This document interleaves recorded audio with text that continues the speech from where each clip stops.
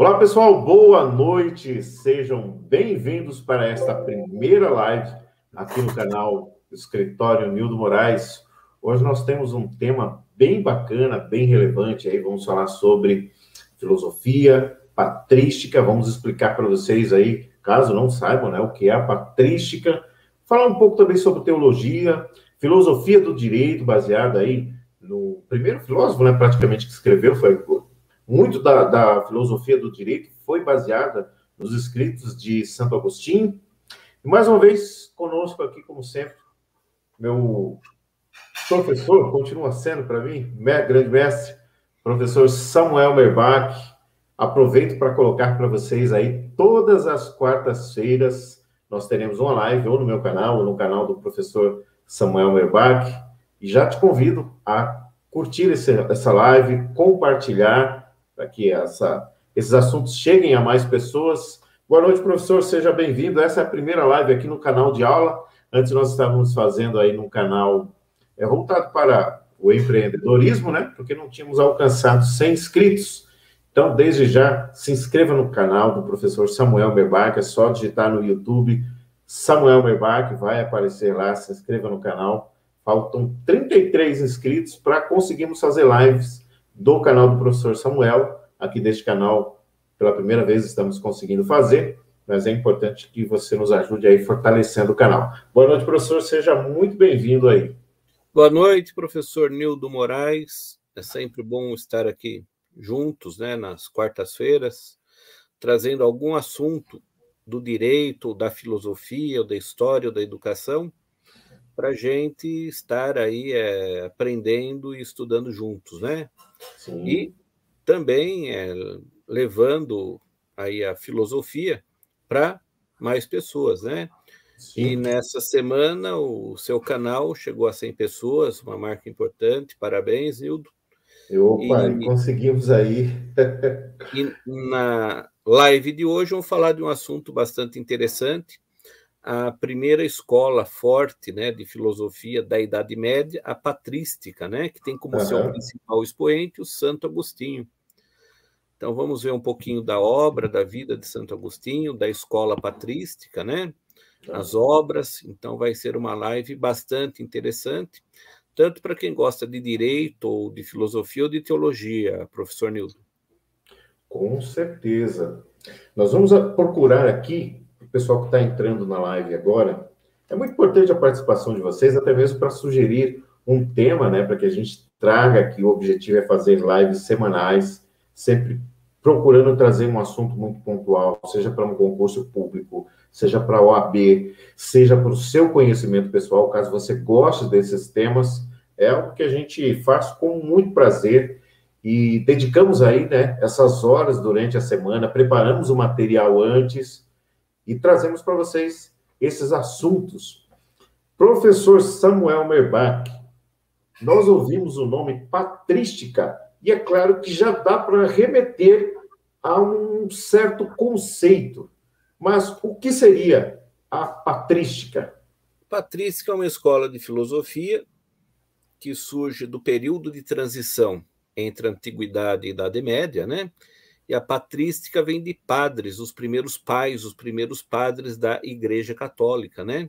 Então aí o nome patrística, ou seja, quando a Idade Média vai, vamos falar assim, se acabando, né? Entrando na Idade Média, o pensamento grego também vai perdendo força, né? À medida em que o cristianismo vai crescendo, e o cristianismo vai, posteriormente, sendo aceito oficialmente como a igreja do Império Romano, né? Então, os cristãos que eram perseguidos, né?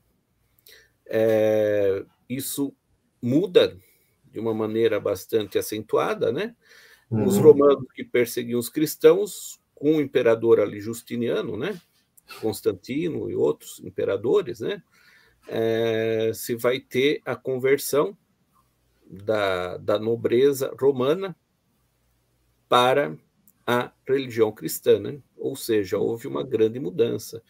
E a patrística ela surge, né, como uma escola de filosofia, com uma força que vai ganhando força, exatamente no período em que o cristianismo foi aceito oficialmente pelo Império Romano como a religião oficial do Estado, né?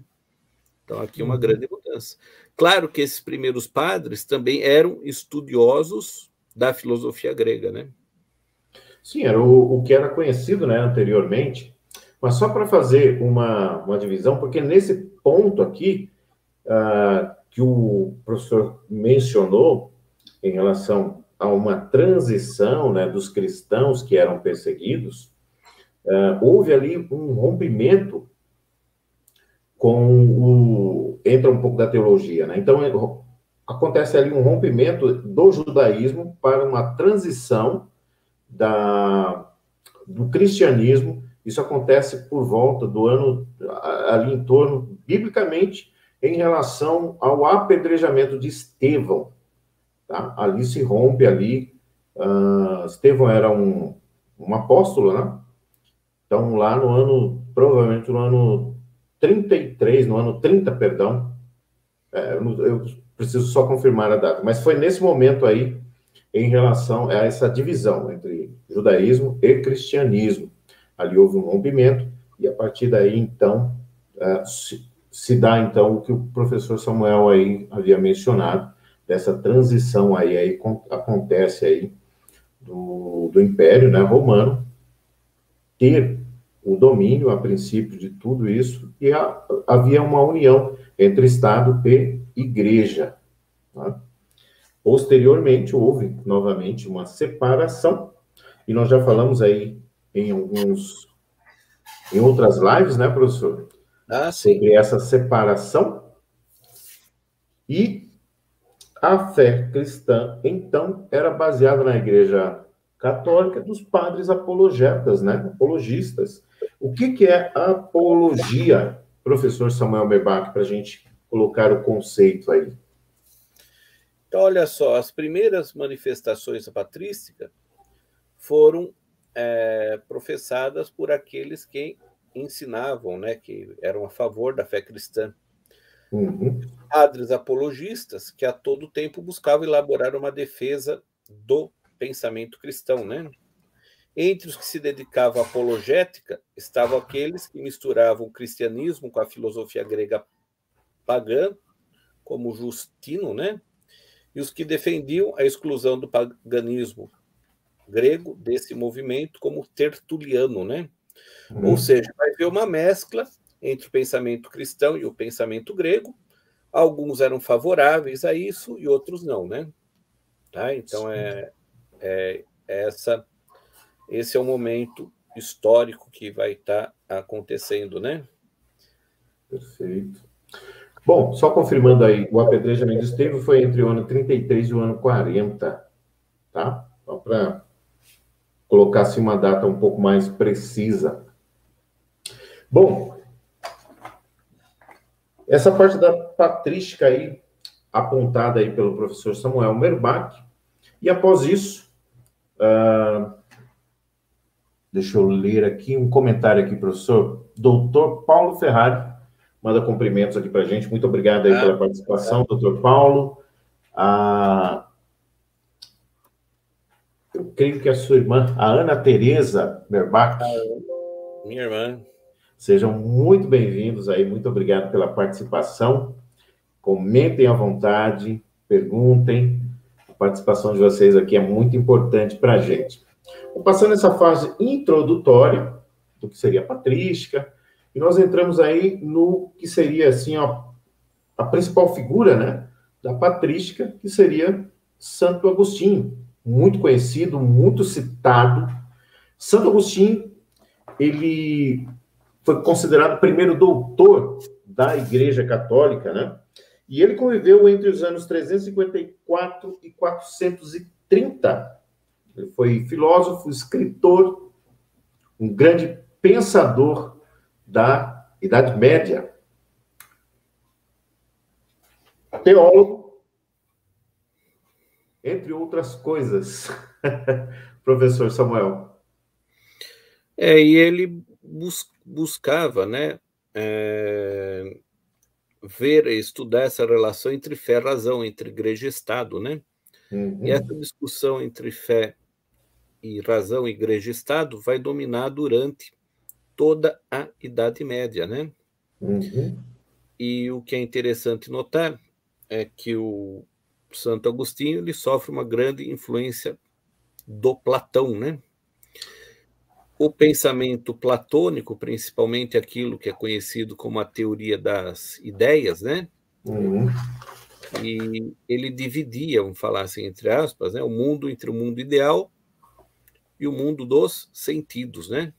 O mundo ideal, aquele mundo idealizado, aquele mundo perfeito, né? Ao passo que o mundo dos sentidos, os sentidos por terem defeitos, né? Era o mundo do pecado. Tanto que o Santo Agostinho ele tem uma obra com esse nome, A Cidade de Deus, né? A Cidade de Deus e dos Homens, né? Ele faz esse livro baseado exatamente nessa concepção platônica da teoria das ideias, né? Perfeito. Eu assisti o filme de Agostinho, né, conhecido como Agostinho de Hipona, e eu achei muito bacana, porque, claro, o filme ele não vai retratar 100% do que acontecia, mas antes dele entrar para a igreja de forma definitiva, né, quando era um advogado, inclusive, nós vimos ali uma grande batalha interna da passagem dele para entrar para a igreja, se dedicar, se tornar um sacerdote, um doutor da igreja. Isso marca muito a vida dele, né? Porque foi uma grande batalha ali, até ele se dedicar exclusivamente a se tornar, né, um representante aí da igreja.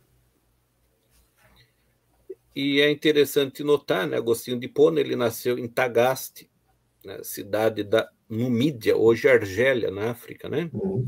Norte da África. E essa região foi dominada pelo Império Romano por um longo período, né?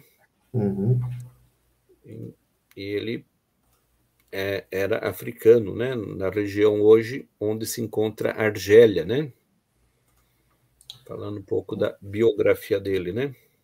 Perfeito. Tem mais coisas aí dos escritos dele, né? Outros escritos como Confissões, entre outros escritos aí nele, né? A verdade de Deus deve ser buscada na alma e não no mundo exterior. Algumas das frases, né, de Santo Agostinho. Em 413, ele escreve, então, a obra Cidade de Deus, e isso foi escrito para consolar os romanos, né? Após a cidade ser saqueada, né, pelos bárbaros, pelos visigodos, no ano de 410. Ele apresenta ali a defesa do cristianismo e coloca para os contemporâneos compreenderem, né, um pouco da fé, o sentido da história, o sentido da vida, né? O Santo Agostinho, ele iniciou seus estudos em Tagaste, em seguida em Madaura, né? Onde ele começou seus estudos primeiramente sobre a retórica. Ele lia, decorava trechos de poetas latinos como Virgílio, Terêncio. Além disso, ele também estudou música, filosofia, matemática, filosofia, advocacia posteriormente, né? E aí, então, o pensamento dele também utilizado dentro do direito, né? A filosofia o conceito, né, da filosofia do direito, conceito dualístico, professor, o Santo Agostinho ele é o responsável por colocar, né, introduzir essas ideias, né, baseadas no filósofo que inspirava Santo Agostinho até então, na Platão. Por que ele tinha assim como, o que ele via em Platão que chamava tanta atenção dele, o conceito do dualismo, maniqueísmo, legislação, direito natural, né, o justnaturalismo. O Santo Agostinho é ele que vai difundir, vai tornar as ideias de Platão dentro de uma esfera cristã, né? Então, ele trabalhou o conceito dualístico, estabelecendo os dois mundos, conforme nós falamos anteriormente, que é baseado na teoria das ideias, né? Ou seja, havia um mundo ideal, o mundo de Deus, e o mundo terreno, né? O mundo dos homens, de caráter transitório, né? Uhum. E ele acreditava que quando Deus criou o homem à sua imagem e semelhança, esse participava e usufruía da justiça natural de Deus no paraíso, né? Entretanto, o homem, por ter o livre-arbítrio, através do poder de escolha, ele poderia cometer o pecado, né? E através do pecado original, o homem acabou sendo expulso do paraíso, né? Uhum. Então, dessa forma que se criou o antagonismo entre homem e Deus, né? Onde esse se Separação. encontra agora no mundo transcendente e o homem no mundo terreno, né? Professor, o que seria o maniqueísmo? Porque Santo Agostinho, ele, de certa forma, ele combatia, né, o maniqueísmo, né? Primeiramente, ele fez parte da doutrina maniqueísta, acho que é de Mani, né? O maniqueísmo é a dualidade das coisas, né? A gente tem muito disso, o certo, errado, né? Seria um conceito O também para falso quem... e o verdadeiro, né? O Uhum. claro e o escuro, os antagonismos, né? Ou Ele o sujeito coloca... entende que a pessoa é boa, ela é má, né?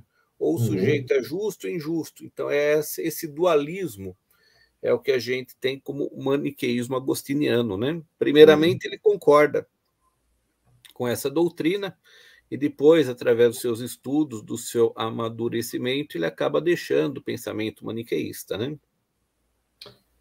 Para nós entendermos mais recentemente, aquele símbolo japonês do yin e yang, o bem e o mal. Quando você... Aquela bolinha onde tem o preto e o branco, eles se misturam e quando eles giram se tornam um só. O que quer dizer? O maniqueísmo é exatamente isso. Todo mundo tem um pouco de bem e um pouco de mal. Seria o antagonismo. Mas depois, Santo Agostinho, ele passa, então, a colocar o mundo ideal, então, que seria única e exclusivamente, só havia um bem absoluto, que era Deus, né, para Santo Agostinho.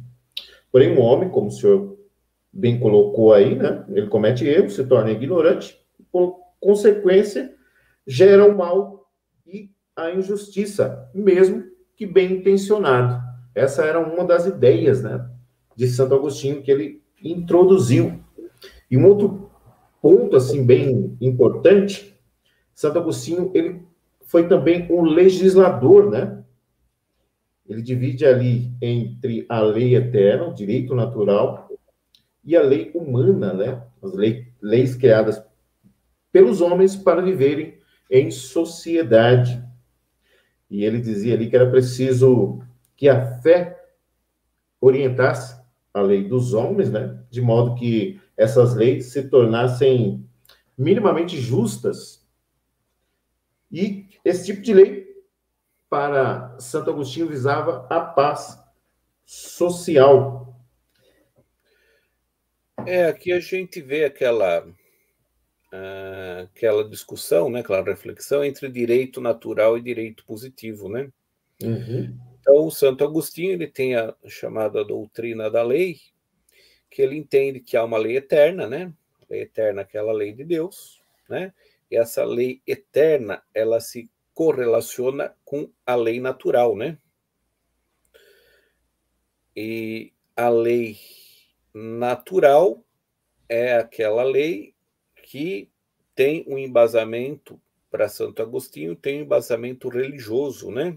Uhum. Ele entende que o homem, a priori, não tem acesso a essa lei, por ele ser cometedor do pecado original.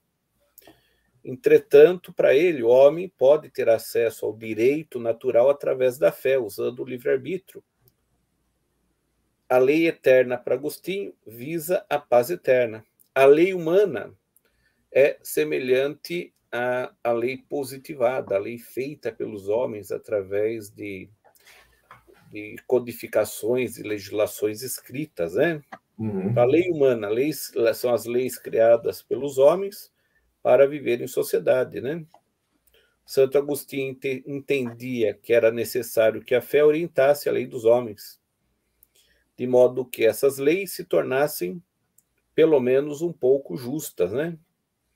E para ele, esse tipo de lei tem como objetivo a paz social, né? Perfeito. Ele divide ali, né, entre os dois livros, né, a cidade de Deus e a cidade do homem ali, representado respectivamente pelas figuras bíblicas de Abel e Caim, né, onde houve ali o primeiro assassinato, o primeiro exercício do livre-arbítrio, né, o homem, não estou me referindo ao pecado original de Eva e Adão, mas o primeiro assassinato, né, onde Caim, ele desobedece uma ordem direta de Deus, não oferece aquilo que havia sido solicitado. Isso depois a gente pode, em outra live, abordar mais profundamente. Então, desagradando assim a Deus, exercendo o seu livre-arbítrio, ele comete o pecado do assassinato. Então, filhos do mesmo pai, mas com vontades opostas entre si.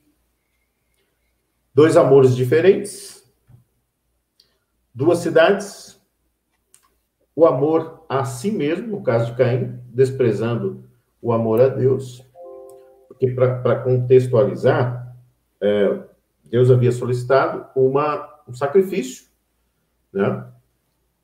E o sacrifício até então representava, posteriormente, o sacrifício realizado por Jesus na cruz, né? Então, quando João Batista viu a Jesus, ele disse: Eis o Cordeiro de Deus que tira o pecado do mundo. Então, o cordeiro que era sacrificado, que Deus havia pedido ali para Caim e para Abel, ele seria um cordeiro sem manchas, cordeiro perfeito, em sacrifício, apontando o que Cristo faria. Era tipificado ali o que aconteceria posteriormente na cruz. Então, nesse momento, quando Caim decidiu oferecer para ele a colheita, ao invés do que Deus havia solicitado, ele exerceu o livre-arbítrio, desobedecendo aí, então, uma ordem direta, né, de Deus. E aí é quando Santo Agostinho fala aqui o homem ele se torna inconsequente pelos pecados e acaba cometendo os erros, né, e se afastando de Deus. E também, Nildo, ainda falando um pouco da parte do direito, né, que muita gente pede para a gente, né, fazer o comentário, porque são estudantes ou são pessoas voltadas ao curso jurídico. Uhum. Com relação ao direito natural, no entendimento do Santo Agostinho, esse direito é aquele que é encontrado no próprio sujeito, né?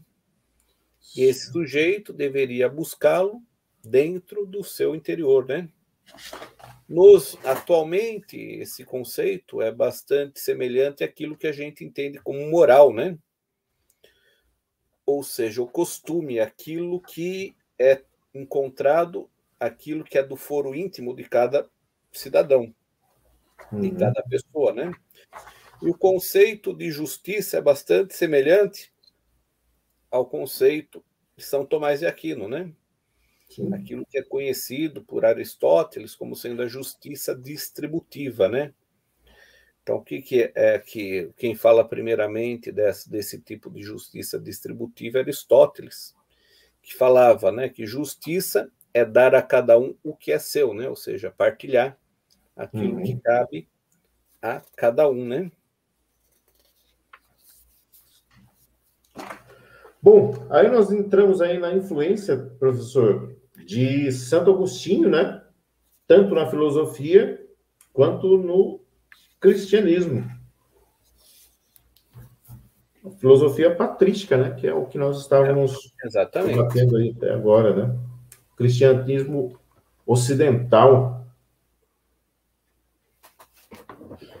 E ele também tem influência direta ali com alguns dos grandes reformadores, né? Da Reforma Protestante, como também da Igreja Católica, Martinho Lutero, um pouco antes de Martinho Lutero ali, John Hus, posterior a esse, John Wycliffe, John Wesley, que também eram filósofos e faziam parte da patrística, né, da igreja. O Santo Agostinho, ele é tido como santo para a Igreja Católica e para a Anglicana, né? E também para os evangélicos, né? É uma referência para os estudos cristãos e para a própria história das igrejas, né? O pensamento de Agostinho influenciou muito a Reforma Protestante. Martinho Lutero, ele estudava as ideias de Agostinho para fazer o desenvolvimento das famosas teses, né, que ele coloca ali da igreja, né? E João Calvino também foi um grande estudioso de Santo Agostinho, né? Os pensamentos de Calvino foram influenciados por Santo Agostinho, tanto que nos seus escritos, né, ele cita o Santo Agostinho em diversas passagens, né? Os discursos filosóficos que surgiram a partir de então também sofreram influência da filosofia agostiniana, principalmente naquilo que se refere à política e à moral, né?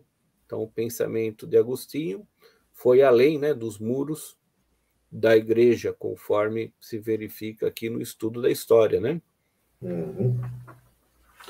Bom, alguns desses reformadores aqui, como Calvino, eles são conhecidos até hoje, né? Tem muitos escritos desses pais da igreja, né? Calvino já é mais da era da Reforma Protestante, de fato, influenciado, claro, por Santo Agostinho. Aí, sobre o Calvino, né? O calvinismo, tem ali a Confissão de Westminster, que é algo que é facilmente encontrado aí na internet, só digitar aí a Confissão de Westminster. E o objetivo aqui da live não é, em si, abordar doutrinas, né? Doutrinas de igrejas, por exemplo, o calvinismo derivou a igreja presbiteriana, mas não é esse o objetivo dessa live, nem falar de religião em si. Porque se nós pegarmos o que é a teologia em si, né? Teologia é a ciência ou estudo que se ocupa de Deus, busca procurar conhecer um pouco mais de Deus, né? Da sua natureza, dos atributos e das relações de Deus para com o homem, né? A teologia é um conjunto de normas de determinadas igrejas, né? Religiões. Mas o objetivo, só mais uma vez voltando, não é falar sobre religião em si, mas apontar aí, né, como aula, como história. Uma teologia historicista, ela se baseia na história, né? Então, por exemplo, vários outros filósofos, escritores que escreveram, como até mesmo bem próximos aí, Rousseau, entre outros escritores, grandes escritores aí, eles traziam aí alguns conceitos, né, bíblicos, mas não apontando nenhuma igreja, assim, especificamente, mas apenas abordando a história, que é o objetivo, né, filosofia, história, direito, educação. Perfeito, é o objetivo das nossas lives, né? E sim, também um assunto bastante interessante do Santo Agostinho é que ele falava sobre as 4 virtudes da alma, né? Então, para ele, as 4 virtudes seriam a força, a prudência, a temperança e a justiça, né? E da justiça surgiam outras virtudes, né? Agora, é interessante notar também aqui a questão do Aristóteles, que ele trabalha bastante a questão do vício e da virtude, né? Que são os opostos. Olha só, novamente, o maniqueísmo, né? O vício é a prática reiterada de ações negativas, né? De ações que prejudicam o próprio sujeito como os demais. O vício, né? O vício não é só em droga, em bebida, o vício pode ser em várias outras coisas. E a virtude é o contrário, a virtude é a prática reiterada de boas ações e, consequentemente, essas boas ações trazem consequências positivas, tanto para aquele que pratica como para os demais, né? Então, é bastante interessante esse conceito aristotélico de vício e virtude, né? Então, olha só, então, para o Santo Agostinho, ele fala das 4 virtudes da alma, né? Quais são essas virtudes, segundo o pensamento agostiniano? A força, a prudência, a temperança e a justiça, né? Sendo que da justiça derivam outras virtudes, né? Ou seja, aqui a gente está falando um pouco da filosofia do direito agostiniana, né? Uhum.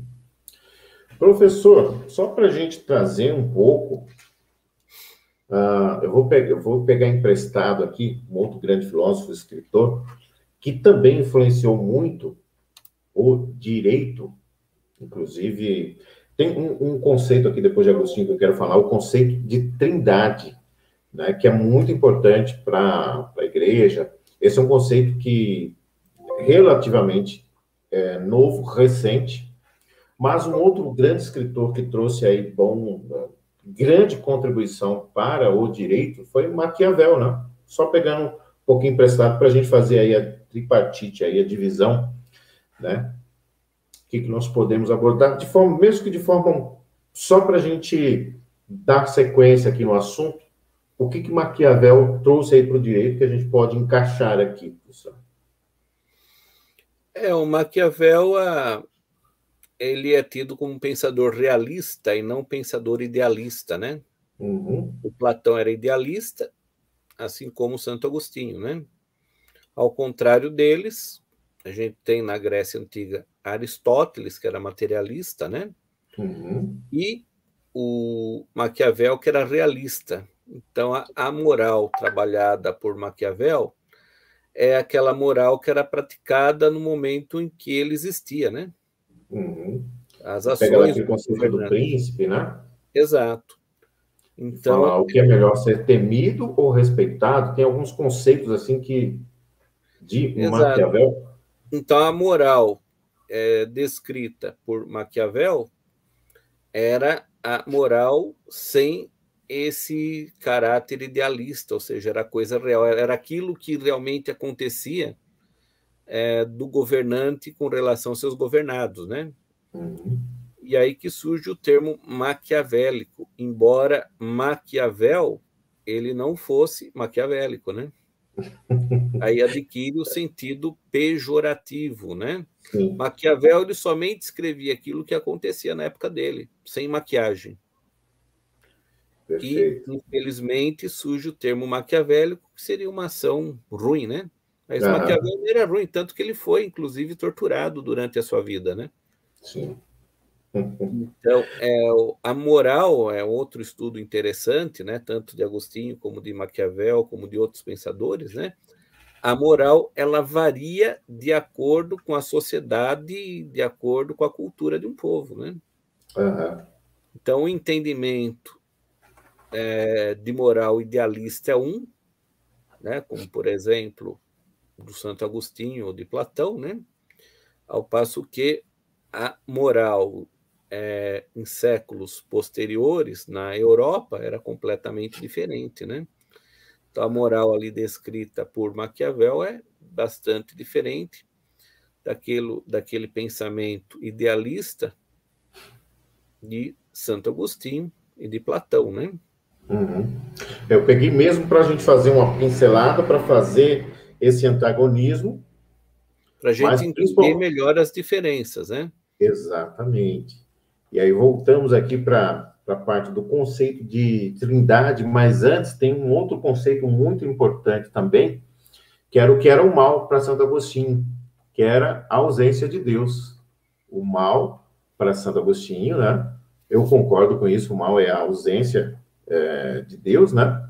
Ou seja, o mal não foi criado, ele não é físico, é o não ser bom, é o contrário. Mais uma vez, aqui um pouco do maniqueísmo, né? Mas o que é o conceito de trindade? É a noção, né? Para Santo Agostinho ali, de Deus Pai, Deus Filho e Espírito, né? Espírito Santo. São um coexistente entre eles. Então, o conceito de trindade, ele não existe biblicamente, assim, ele não existe, assim, trindade dentro da Bíblia. Ele existe lá de forma implícita, mas não escrita de forma clara e objetiva, né? Então, Santo Agostinho, ele pegava essa parte aí e colocava distintos, Deus Pai, Deus Filho, Deus Espírito Santo, mas coexistentes com um único propósito, né? Esse era um conceito que foi verdadeiramente muito defendido por Santo Agostinho. Eles eram distintos e coexistentes entre eles. Exato, né? E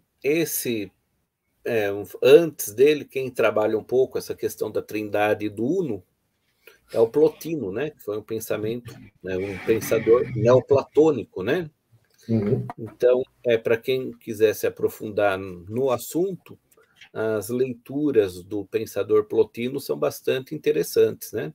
Plotino ele desenvolve ali uma reflexão sobre a trindade uno, né? Então, para aqueles colegas que se quiserem se aprofundar no assunto, né, a leitura de Plotino é bastante interessante. Perfeito. Professor,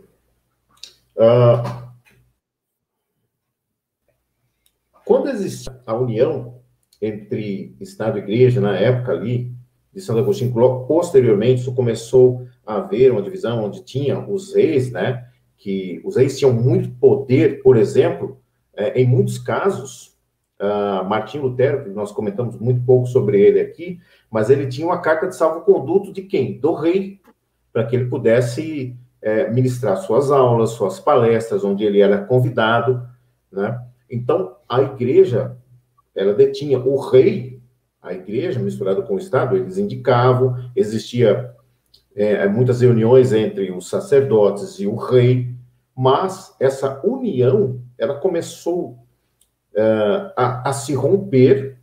Existe até uma profecia, não é o objetivo aqui da live, mas existe uma profecia sobre essa divisão, né, do poder do Estado com a igreja, e essa união.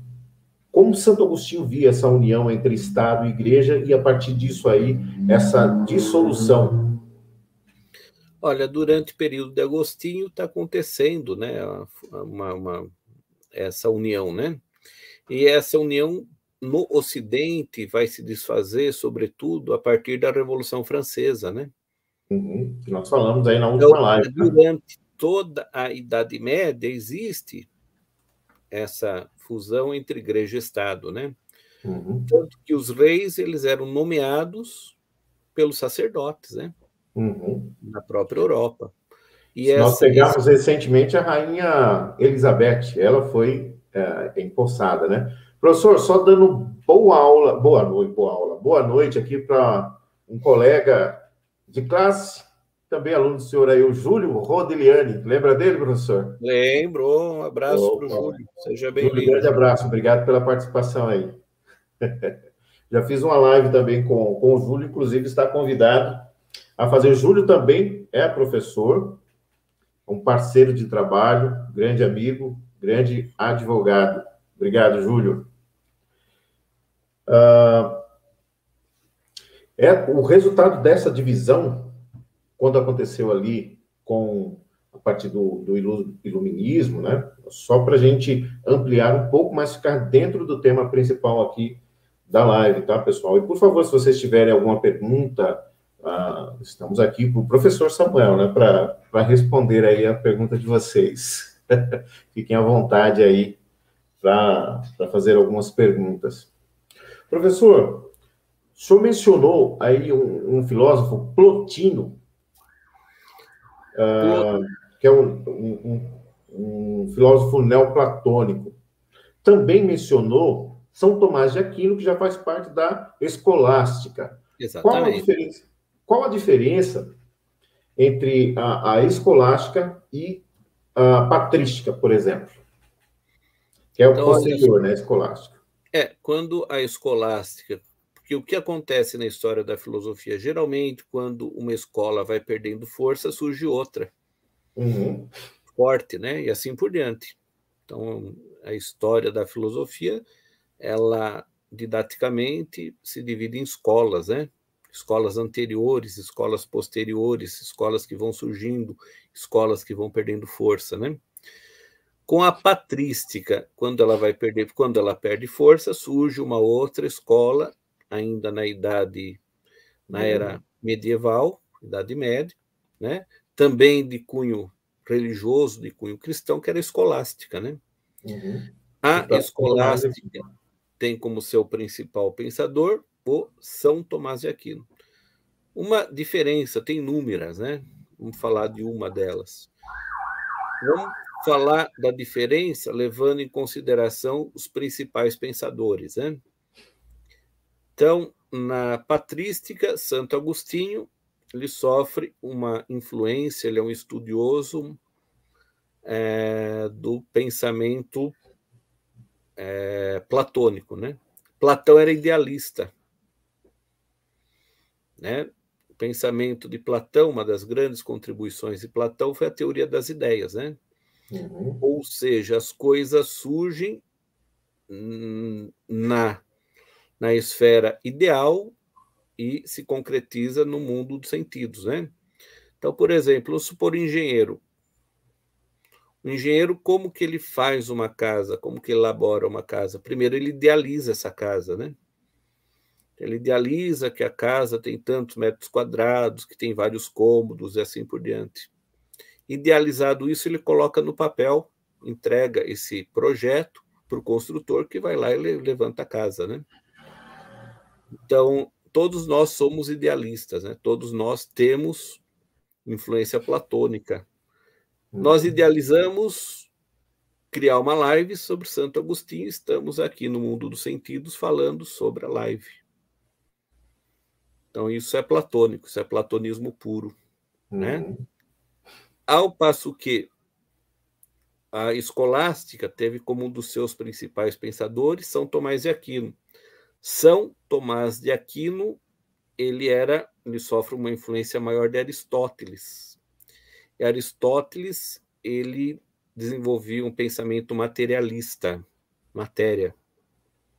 Tanto que o próprio pai de Aristóteles era médico, ele foi um grande botânico, ele catalogou espécies de plantas e assim por diante, né? Então, aí é só para a gente ter uma ideia, né? Levando em consideração os principais pensadores de cada uma das correntes, né? Materialismo aqui não tem nada a ver com ateísmo, hein? Certo? Não, sim. Tanto que vamos explicar, o Aristóteles ele era materialista e ele acreditava em deuses, né? Ele era politeísta. Então, a matéria aqui é para explicar as coisas, né? Explicar as coisas de uma forma mais objetiva. Pegando um pouco desse gancho, ele tem um outro filósofo também, com certeza o professor conhece, Epicuro, né?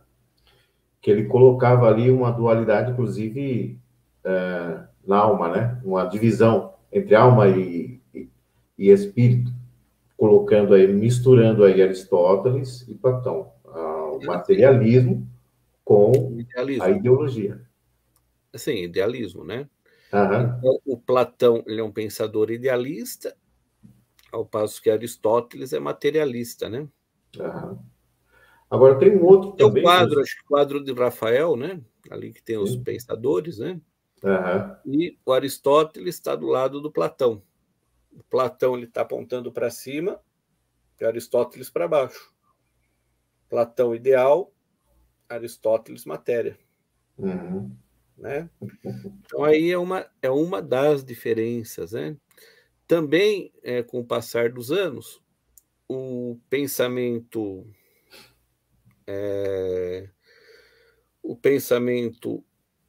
platônico, o pensamento de Agostinho, ele foi mais seguido nas igrejas reformistas, protestantes, né?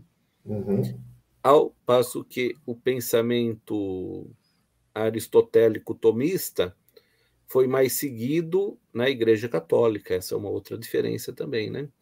Tanto que São Tomás de Aquino é tido como um dos principais doutores da Igreja Católica. Vários papas que fazem ali seus documentos, suas bulas, né? Falam de São Tomás de Aquino, né? Um outro filósofo um pouco mais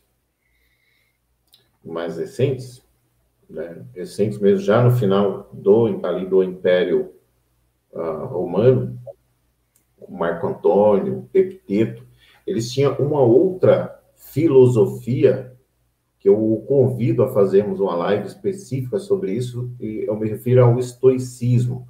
Foi bem ali no finalzinho ali do Império Romano, né? Epiteto, ele era um escravo, ele teve uma das suas pernas mutilada, mas ele veio a se tornar futuramente um dos grandes, se tornou primeiro professor, né? Posteriormente em uma escola de filosofia, um dos grandes divulgadores do estoicismo, que daí deriva a resiliência, entre outros conceitos que nós utilizamos. Isso já bem assim numa passagem assim para a nossa era moderna aqui praticamente, né? Marco Antônio, entre outros. Primeiramente, o senhor aceita fazermos uma live sobre o estoicismo, professor? Claro, com certeza, né? Já estão Podemos convidados marcar. aqui todos que estão nos assistindo aqui. Eu gosto bastante do estoicismo. Bom, voltando aqui. Professor, além desses dois grandes expoentes aí, Santo Agostinho, São Tomás de Aquino, mais no período de Santo Agostinho, quais os outros filósofos, assim, grandes pensadores Os tinham? primeiros padres da igreja, né? Aí são dezenas eles, né? Uhum. Mas, assim, algo que tenha, alguém que tenha sido, não comparado, mas mais próximo, assim, conhecido, além de Santo Agostinho? Aí a gente vai ter Santo Ambrósio, vários outros, os primeiros padres ali da igreja, né? Aham. Mas aquele que vai ter ali o maior, sendo o maior expoente, principalmente na nossa área jurídica, né? É o Santo Agostinho, né? Uhum. Tanto que em livros de filosofia do direito se fala bastante da teoria das leis e da teoria da justiça dele, que a gente está comentando hoje, né? E um outro papel importante do Santo Agostinho foi na questão da hierarquia da Igreja Católica, né? Ele fez Uhum. a síntese entre a filosofia grega e o pensamento cristão. Ele fixou a concepção da vida no interior do homem como um fator essencial da construção da identidade do sujeito, né? O Santo Agostinho faleceu em Hipona, na África, no ano de 430. Uhum. Ele foi canonizado por aclamação popular e reconhecido como doutor da Igreja em 1292 pelo Papa Bonifácio VIII. Também aqui dados históricos importantes da vida do Santo Agostinho, né? Perfeito. Ah, o que levou Santo Agostinho, que antes ele era um estudioso, comentei ali no início sobre uma grande batalha interna que ele sofria, né? Isso baseado aí no que nós lemos, no filme. O que levou o Santo Agostinho aí a optar por uma vida sacerdotal, professor? Bom, ele teve bastante influência da mãe dele, a Santa Mônica, né? Que era Uhum. uma devota. E quando ele exercia o direito, geralmente ele defendia aquele que não tinha razão, né? Então isso vai chocar num determinado período Foi o isso que seu eu interior. via muito no filme que eu relatei, assim, esse Exatamente, né? conflito interno dele, né? Ele defendeu uma pessoa que foi solta e acabou matando outra, né? E o filho da vítima o procura ali nas portas do Palácio da Justiça e diz isso a ele, né? Então, aí tem um choque Uhum. de consciência, né? Ele usava muitas vezes a retórica em benefício próprio, se esquecendo da comunidade, né? Ele Uhum. vai ter um choque interior e a influência da sua mãe, que era bastante cristã, junto com a morte de seu pai, né? Então, Uhum. vai fazer com que ele venha se converter à igreja, né? E convertido na igreja, ele vai escrever muita coisa importante, vai ser um doutor da igreja e vai trazer vamos falar assim, uma biografia, uma bibliografia e várias teses que são usadas até hoje dentro das igrejas cristãs, né? Ele tem um Uhum. choque, né? É interessante que ele queria ir para uma escola e os pais dele tiveram que insistir muito com o professor para que ele fosse aceito, né, na sua adolescência, porque ele não tinha, antigamente, quando se escolhia um mestre, um professor, não era como nós hoje que, vou estudar nessa faculdade. Se for particular, você vai prestar um vestibular, paga e você vai ser aceito. Os professores, os mestres, eles tinham que aceitar aquele aluno. E, a princípio, o escolhido, né, por Santo Agostinho, o rejeitava, não queria que ele fosse. Exatamente. Então, ele vai ter que lutar contra todas essas adversidades, né? Vai adquirir bagagem intelectual, vai estudar ali com os grandes mestres da época dele, né? Estudar retórica, filosofia e outras artes. Vai ter um choque de consciência, né? Por usar todo esse conhecimento, muitas vezes em benefício próprio, se esquecendo da comunidade, dos pobres, né? Após esse choque de consciência, até a morte de seu pai e a influência de sua mãe, que era devota, então ele muda da água para o vinho, né? E aí ele deixa, né, o pecado, né, como se vê ali na biografia dele, ele passa a ser uma pessoa devota do pensamento cristão, escrevendo várias obras bastante interessantes, como Confissões, por exemplo, né, para quem quiser se aprofundar, que é a autobiografia de Santo Agostinho, né? Inclusive, o livro Confissões é um dos primeiros livros nesse modelo de escrita, né, de autobiografia, né? Talvez foi uma das primeiras, ou a primeira autobiografia conhecida por nós no Ocidente, né? Uma outra obra dele, Da Trindade, possui 15 volumes, né? E nessa obra ele descreve sobre a divindade nas pessoas, né? A Cidade de Deus, a obra que a gente comentou anteriormente, ele fala sobre a cidade terrestre como imitação da cidade de Deus, né?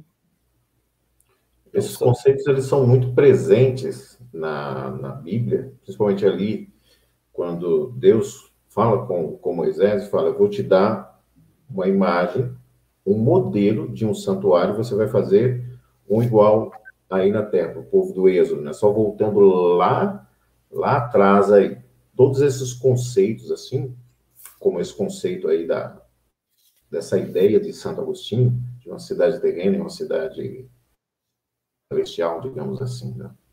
Professor, por favor. A Cidade de Deus, né, é uma das, junto com as Confissões, são as suas obras talvez mais conhecidas, né, embora ele tenha várias outras obras também interessantes, né? E aqui, voltando ao maniqueísmo que a gente havia falado anteriormente, né? Ele foi, durante vários anos, seguidor de Mani, né? Maniqueísmo, né? Mani era um profeta que falava da doutrina na qual se misturava o evangelho, o ocultismo e a astrologia, né? Então, para o Mani, o bem e o mal constituíam princípios opostos e eternos, né? Presentes em todas as coisas. Aí que vem o termo maniqueísmo, né? Vem da doutrina de Mani. Mani era um estudioso ali da época, né? E ele misturava ali evangelho com ocultismo e astrologia, né? E diante dessa concepção que ele tinha, que se tem aquilo que é o maniqueísmo, né? O maniqueísmo são os princípios opostos e eternos que estão presentes em todas as coisas. Então, isso que é o maniqueísmo, né? Tá? Que muita gente tem dúvida. O homem não era culpado por seus pecados, pois já trazia o mal dentro de si, né? Uma outra ideia de Mani, né? Tá? Só para gente. Essa é a ideia do pecado original, herdado, né? As consequências, né, do pecado original. Bom, professor, o que mais nós podemos falar para concluirmos a live de hoje? Desde já convidando vocês para a próxima quarta-feira. Então, toda quarta-feira nós faremos uma live. Mais um detalhe importante, pessoal. O canal do professor Samuel Merbach, ele precisa de 100 inscritos para que seja possível fazer a live direto do canal dele, tá? Está faltando até quando nós iniciamos a live aqui 33 pessoas. Então, seria importante que vocês compartilhassem essa live, se inscrevessem tanto nesse canal quanto no canal dele, sugerissem um tema que a gente possa trazer aqui. E muito obrigado a todos que estão aí conosco agora, online, assistindo. Muito obrigado mesmo, isso para a gente é muito bom, porque dedicamos, né, um período aí a trazer essa informação. E se vocês não estiverem nos assistindo, todo trabalho, esse engajamento, é claro que depois muitas pessoas podem assistir, mas vocês são, assim, peça fundamental no momento aí, por estarem assistindo, compartilhando, verdadeiramente. Muito obrigado. Quem quiser fazer uma pergunta aí para o professor Samuel, pode escrever aí no chat, eu transmito aí ao professor. Professor, suas considerações finais aí, então. As considerações finais é sobre a importância do pensamento de Agostinho, né?